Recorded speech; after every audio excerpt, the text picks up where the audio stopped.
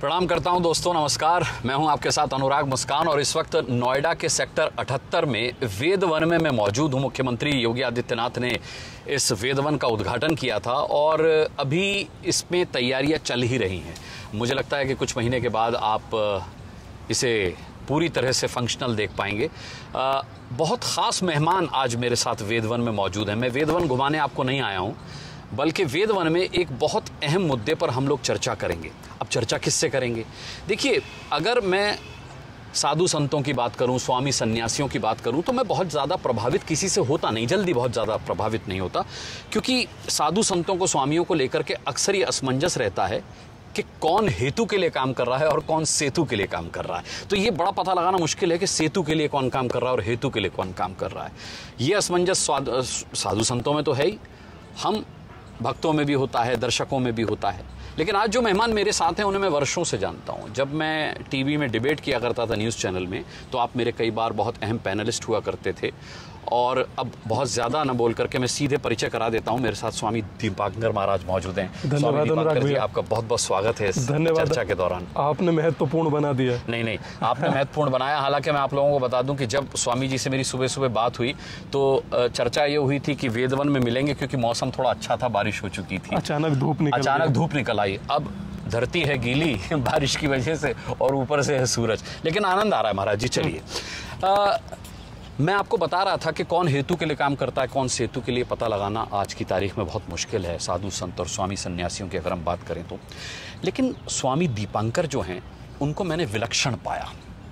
मैं कोई पीआर नहीं कर रहा किसी तरीके का, बल्कि मैं चाहता हूँ कि जो स्वामी दीपांकर महाराज कर रहे हैं वो जन जन तक पहुँचना चाहिए। ये अपने सामर्थ्य के हिसाब से उसे जन जन तक पहुँचा भी रहे हैं, लेकिन बहुत ज़रूरी है कि इस पर एक सारगर्भित चर्चा हो सके। क्योंकि आपने सबसे पहले से नो टू नॉइस मिशन चलाया 16 ना, और उसके बाद आपका मिशन मेडिटेशन चला, जो कि आप जानते हैं कितना ज़रूरी है आज की तारीख में।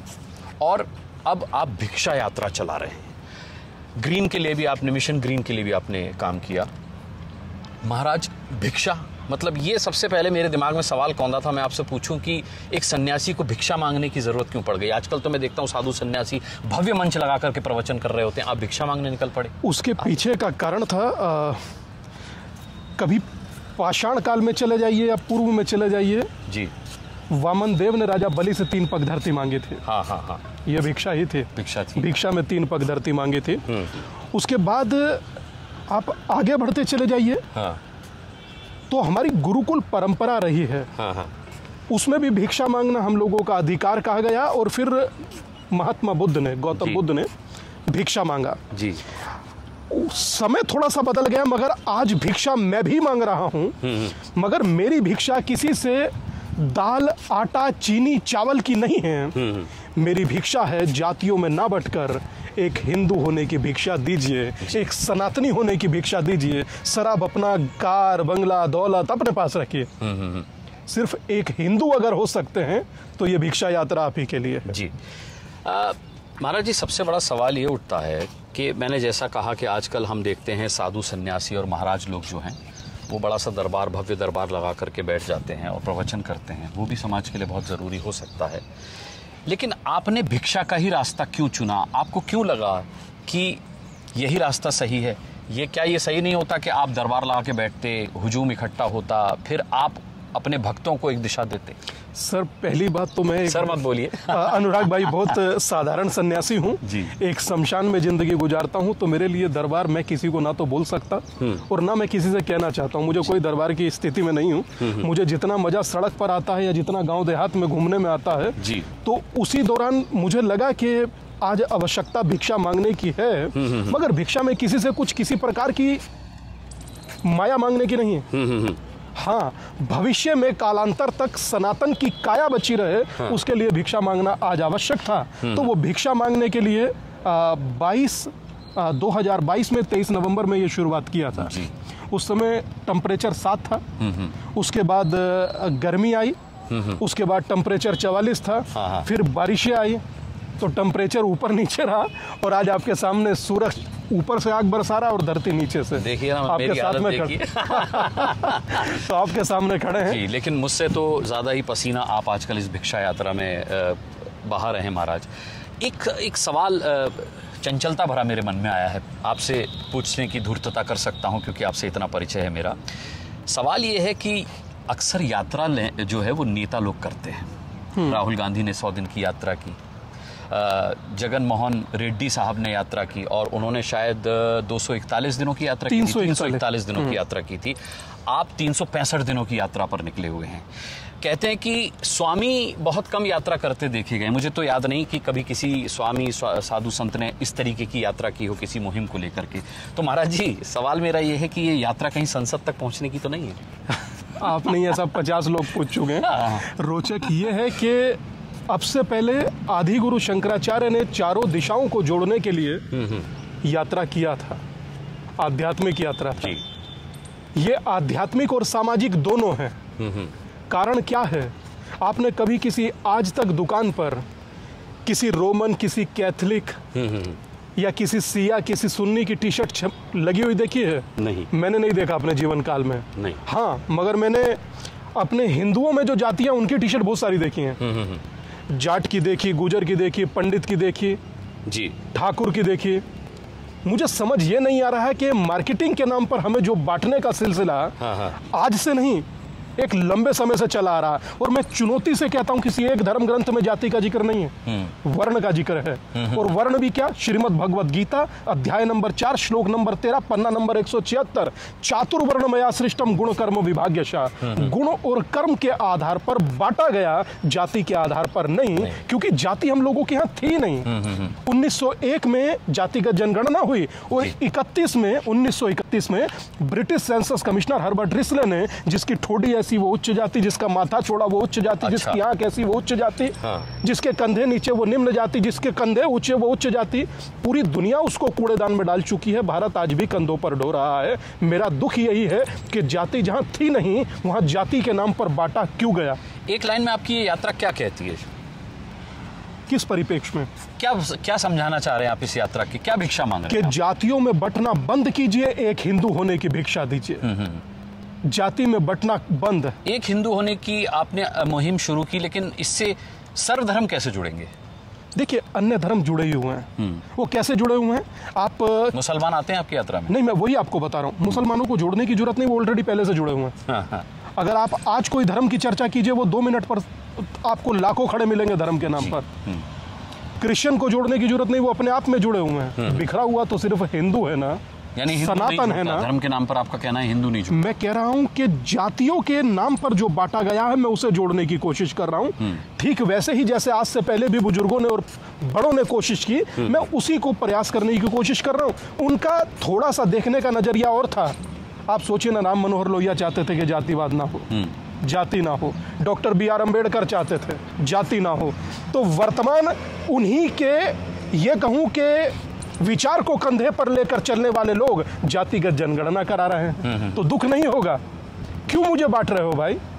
मुझे तो आज भी संत रविदास का वो दोहा याद है कि जाति पाति पूछे नहीं कोई, हरि को भजे सो हरि का होई।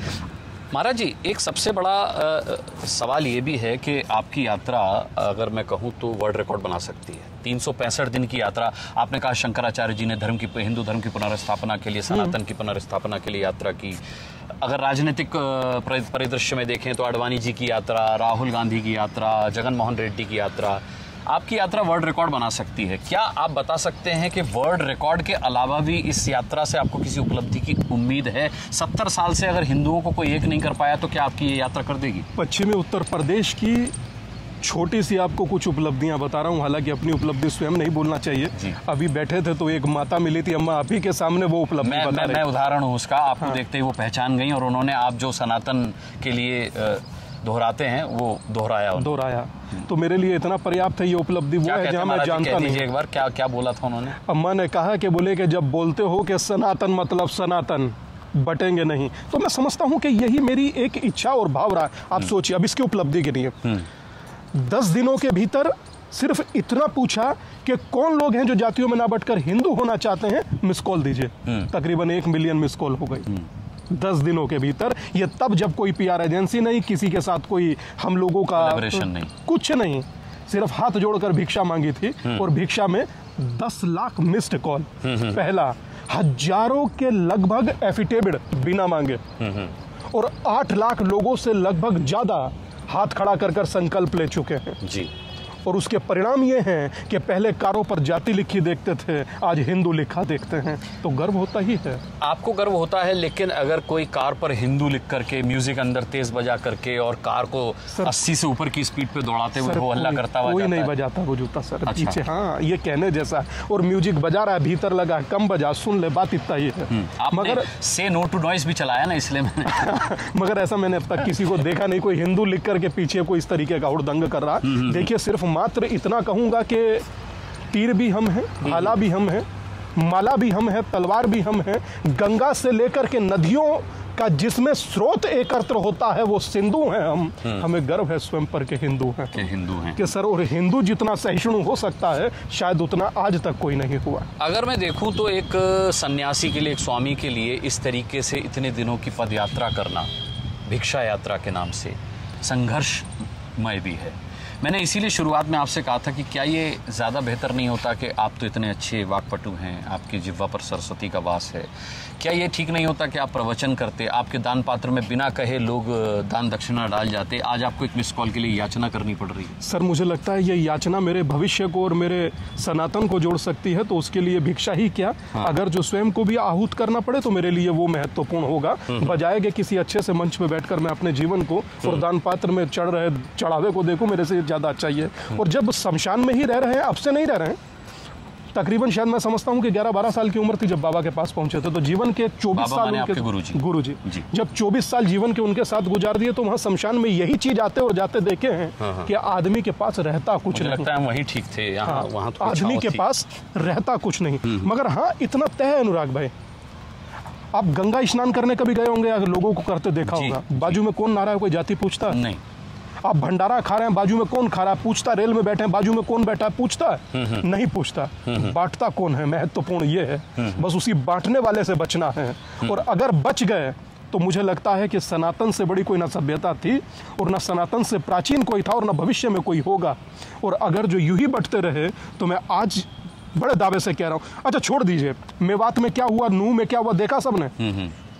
पीटने वालों ने जाति पूछी किसी से जी के सामने? वर्मा जी हैं, शर्मा जी हैं, गुप्ता जी हैं, ठाकुर साहब हैं, यादव हैं, चौधरी हैं, कौन है? पूछा किसी ने? नहीं पूछा ना। तो काहे बट रहे हो भाई? लोग आपको हिंदू समझ रहे हैं, आप अपने आप को कुछ जाति बता रहे हैं। तो आप जाति का सम्मान कीजिए, जाति को घर तक रखिए, मगर अगर आप घर से बाहर निकलते हैं, चौखट से बाहर निकलते हैं, तो हिंदू होकर निकलिए जी। बस यही मैं भिक्षा मांग रहा हूं, और ये बहुत बड़ी भिक्षा नहीं है उस समाज के लिए जिसने दुनिया के लिए अपने आप को लौटा दिया जी। वसुदेव कुटुंबकम की भाषा मात्र भारत में चरित्रार्थ होती है और कहीं नहीं। और मैं सोचता हूँ, अच्छा हमें बांट दिया, कोई बात नहीं, हमें बांट दिया, इतनी ताकत, विल पावर कभी आज तक सत्ता जुटा पाई कि कभी क्रिश्चियन में पिछड़ा, अति पिछड़ा, महा पिछड़ा किया हो? महाराज जी, सत्ता की आपने बात की, सत्ता से जुड़ा एक सवाल है कि देश में 70 सालों एक पार्टी का शासन रहा, लोगों को पता भी नहीं होता था कि उसके दोस्त की, पड़ोसी की, सहकर्मी की क्या आइडियोलॉजी है।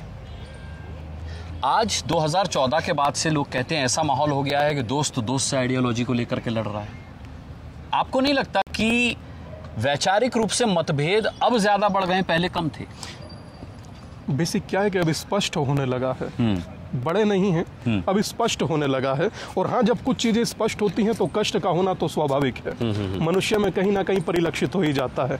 मगर हाँ, इतना मैं जरूर कहूंगा, और शायद वर्तमान अब भारत की जरूरत भी है और भारत को जरूरत भी है कि कम से कम जातियों में बटा हुआ हिंदू अब एक हो जी। जातियों में बटा हुआ हिंदू अब एक हो। अब जातियों में बटे नहीं, जातियों में जब तक हिंदू एक होता है तब तक सोनामी के जैसा वेग होता है, और जब हिंदू बटने लगता है तब हर गली नुक्कड़ पर कटने लगता है। तो मैं समझता हूं कि बटे नहीं, एक होकर रहे, यूनाइट होकर रहे, हिंदू होकर रहे, इससे ज्यादा बढ़कर कुछ नहीं हो सकता। और ये मैं नहीं, संत रविदास कहते थे कि जाति पाति पूछे नहीं कोई, ये मैं मात्र नहीं कह रहा हूँ। संत रविदास जाति पाति पूछे नहीं कोई कहते थे, और आज आप जातियों में न बटने की अपील को लेकर के भिक्षा यात्रा निकाल रहे हैं। न तब कुछ बदला, क्या आपको लगता है कि अब परिवर्तन आएगा, अब कुछ बदल पाएगा, आप बदल पाएंगे? मैं समझता हूँ कि अभी कावड़ हुआ था, तकरीबन जो कुछ आंकड़ों के मुताबिक जितना मैं जानता हूँ, हो सकता है फेरबदल हो, 6 करोड़ लोगों ने कावड़ उठाया, तकरीबन 1.5 से 2 करोड़ लोगों की टी शर्ट पर हिंदू लिखा था। 2 करोड़ भी हैं, मेरे लिए पर्याप्त हैं। कम से कम वो तो हैं जो एक होना चाहते हैं। मैं तो एक होने की बात कर रहा हूँ, किसी को बांटने की नहीं कर रहा। जो बांटते हैं, किसी दिन मैं प्रयास करूंगा या इच्छा जाहिर करूंगा, आप ही में से कोई धुरंधर व्यक्ति उनसे भी पूछे कि भाई बांट काहे रहे हो। आपका इशारा किस तरफ है? जो लोग जातिगत जनगणना कराना चाहते हैं, जो लोग जातियों में बांटना चाहते हैं, जो हिंदू को हिंदू ना देख करके विभक्त देखना चाहते हैं, उन लोगों की ओर है। मैं बहुत सीधा और बहुत क्लियर हूं। मेरे यहाँ कोई हिडन एजेंडा है ही नहीं। देखिए दादा, है क्या कि जीवन आज है, हमसे पहले बहुत सारे लोग आए और चले गए। एक दिन हम भी चले जाएंगे, मगर सनातन को रहना है, भारत को रहना है, हिंदू को रहना है, दुनिया को रहना है। तो मेरा मानना मात्र इतना है कि समाज बटे नहीं। समाज का बटना समाज के लिए नुकसानदायी है। अगर जो ना बटे होते तो कश्मीर से निकाले जाते 90 में। सबने सोचा ना कश्मीरी पंडित है, किसी ने क्यों नहीं सोचा कि हिंदू है। तो दादा दर्द बहुत होता है जब ये सब चीजें देखता हूं, मगर हाँ, मैं आज संतुष्ट हूं। 268वें दिन आपसे खड़ा होकर वेद वन में वार्ता कर रहा हूं। संतुष्टि इस बात की है कि मुझे कहना नहीं पड़ता, सामने से कोई बच्चे या बड़े मिलते हैं, कहते हैं हिंदू मतलब हिंदू, बात खत्म। तो मुझे और क्या चाहिए? मैं जो करने निकला था वो मैं कर रहा हूं, और उम्मीद है 365 दिन जब पूरे होंगे तो हाँ, इतना जरूर होगा कि किसी सन्यासी ने अपने जीवन काल में समाज को जोड़ने के लिए 365 दिन की भिक्षा यात्रा की, और भिक्षा में किसी से कुछ ना मांग कर सिर्फ एक होने की भिक्षा मांगी, हिंदू होने की भिक्षा मांगी, सनातनी होने की भिक्षा मांगी। और मैं समझता हूं ये हर हिंदू को भी सोचना होगा कि उसूलों पर आए तो टकराना जरूरी है, जिंदा अगर हो तो जिंदा नजर आना जरूरी है।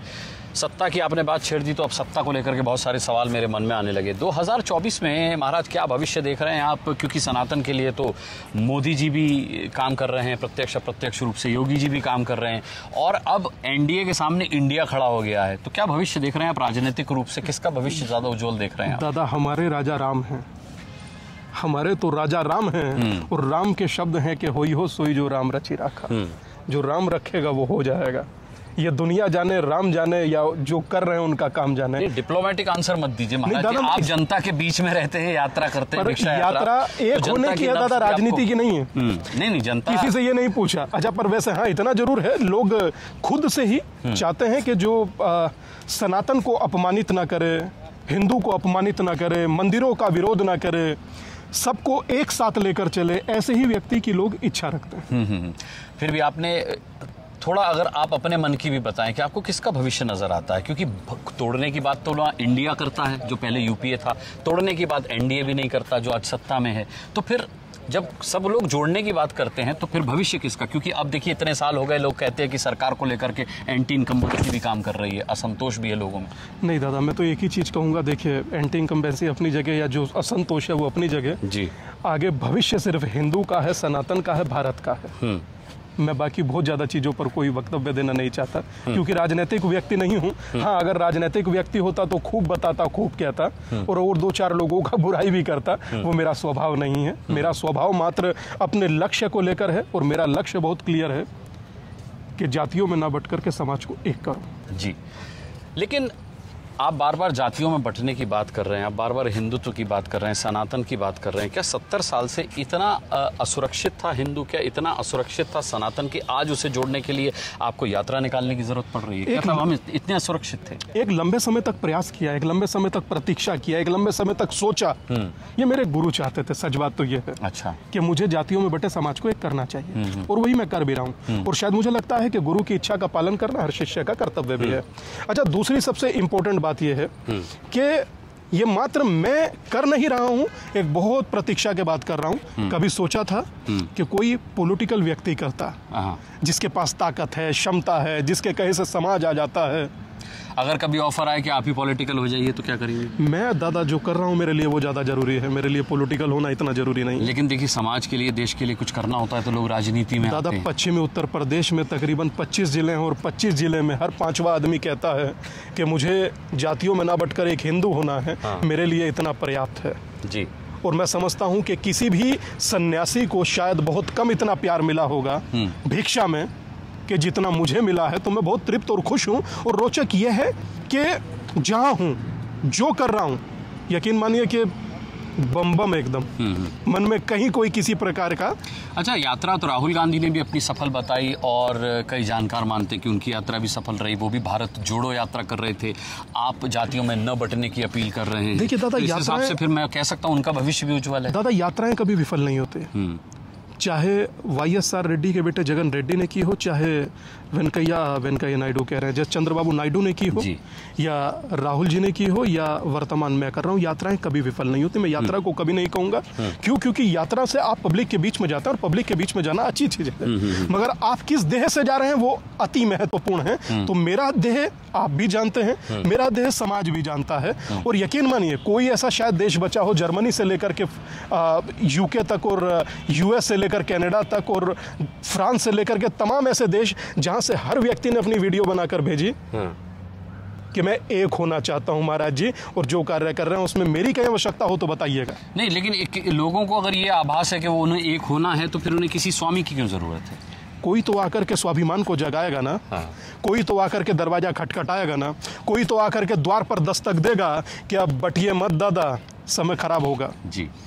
तो वही कार्य मैंने भी किया। चलिए, मैं आपसे कुछ एक निजी सवाल भी पूछ लेता हूं, क्योंकि हमेशा मुझे ये जानने की इच्छा रही है कि जो साधु संत सन्यासी होते हैं या जो पॉलिटिशियंस होते हैं वो अपने मनोरंजन के लिए क्या करते हैं। क्योंकि ये तो समाज सेवा की बात हो गई, ये तो बात हो गई आपकी कि आप धर्म कर्म के लिए, सनातन के लिए प्रयासरत हैं या मुहिम चला रहे हैं। हर सन्यासी को होना चाहिए। हाँ, और अगर कोई सन्यासी नहीं कर रहा, मैं बता रहा ना कि आज समाज के पास 20 मुद्दा है, पर 20 साल बाद 2 मुद्दा बचेगा कि धर्म बचाऊं या जान। तो मैं बहुत क्लियर हूं अपनी वक्तव्य को लेकर, अपनी सोच को लेकर, अपने विचार को लेकर। क्लियर आपको होना है, मुझे नहीं। पर हाँ, अब मुझे कहने की बहुत ज़्यादा जरूरत नहीं पड़ती। और रही बात चीज़ों को समझने की, समाज सब समझता है और गूगल सबके पास है। मेरे एक एक शब्द का अगर कोई दूसरा अर्थ निकलता है तो आप जब कहेंगे मैं यात्रा ड्रॉप कर दूंगा। नहीं, मैंने जो कहा, यात्रा आपकी अनवरत चलती रहे, मेरी शुभकामना है। लेकिन मैं तो ये जानना चाह रहा था कि कभी कोई पॉलिटिकल ऑफर आता है तो क्या कभी स्वीकार करेंगे? दादा, मुझे लगता है कि मुझे अपने लक्ष्य की ओर ही फोकस करना चाहिए। जब आप स्वतंत्र और स्वच्छंद होते हैं तो आप वो कह पाते हैं जो आपका दिल कह रहा। आप बंद कर कभी कोई चीज़ नहीं कह सकते। तो मुझे लगता है कि जो मैं कर रहा हूं, जो मैं कह रहा हूं, उसके लिए मुझे किसी चीज़ की आवश्यकता नहीं है जी। चलिए, मैं मनोरंजन को लेकर सवाल पूछना चाह रहा था कि महाराज जी मनोरंजन कैसे करते हैं? टीवी सीरियल, फिल्में वगैरह देखते हैं? नहीं दादा, हमारा अधिकांश समय तो सड़क पर बीत जाता है। तो ना जब वापस पहुंचते हैं ना तो फिल्म की स्थिति में बसते हैं और ना मनोरंजन की स्थिति में। गृहस्थ जीवन में आप हैं नहीं? नहीं दादा, हमारा कोई गृहस्थ जीवन नहीं। हमारा वसुदेव कुटुंबकम वाली बात है, पूरा दुनिया ही हमारा परिवार है। तो महाराज जी कभी अपनी गृहस्थी होगी या नहीं होगी? हमारी गृहस्थी है ना दादा, 1 अरब 30 करोड़ लोग हमारी ही गृहस्थी है। वो तो है, आपकी अपनी जैसे। नहीं दादा, मैं नहीं। आप समझ रहे हैं मेरा? आप विवाह के लिए पूछना चाह रहे हैं? ना दादा, हम जैसे हैं वैसे बहुत अच्छे हैं, और मुझे लगता है कि गुरु को दिया हुआ वचन मेरे लिए यक्ष प्रश्न है, और वो सदा रहेगा। और वो जहाँ भी खड़े हैं आज या जहाँ भी होंगे, वो देख रहे होंगे कि यार कहा था भाई को कि कम से कम भैया कर रहा है, मेरे लिए इतना ही पर्याप्त है। इससे ज़्यादा मैं बटना नहीं चाहता, मैं कहीं डिस्ट्रैक्ट होना नहीं चाहता। और मैं नहीं समझता कि अभी 365 दिन बाद मेरा काम ख़त्म हो गया। मुझे लगता है कि पिक्चर अभी बाकी है। पिक्चर अभी बाकी है। इसी नोट पर मैं आपका बहुत बहुत धन्यवाद करूंगा, आपको बहुत बहुत असीमित शुभकामनाएं देते हुए कि महाराज जी आपने समय दिया और भिक्षा यात्रा के बारे में बात की। मैं बड़े समय से आपसे जानना चाह रहा था, आपने मुझे तो बता दिया, लेकिन मैं चाहता था कि दर्शक भी जाने कि आपकी इस मुहिम के पीछे किस तरीके का मंतव्य छिपा हुआ है, और आज आपने स्पष्ट कर दिया।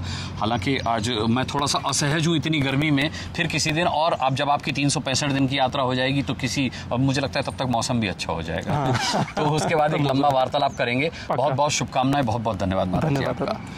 तो आपने देखा कि आज संवाद में हमने संवाद किया स्वामी दीपांकर जी महाराज से, और उनकी भिक्षा यात्रा को लेकर के हमने जाना। मैंने कहा ना, बहुत मुश्किल है किसी साधु संत सन्यासी के बारे में ये जानना कि ये हेतु से काम कर रहा है या सेतु के लिए काम कर रहा है। तो जहाँ तक मैं स्वामी दीपांकर महाराज को जान पाया, मुझे लगता है कि वो सेतु के लिए काम कर रहे हैं, एक दूसरे को जोड़ने के लिए काम कर रहे हैं। ऐसे ही सकारात्मक लोगों के साथ हम चर्चा समय समय पर लाते रहेंगे और आप तक उनकी अच्छी अच्छी बातें पहुँचाते रहेंगे। अभी के लिए इतना ही। अपना बहुत बहुत ध्यान रखिएगा। नमस्कार।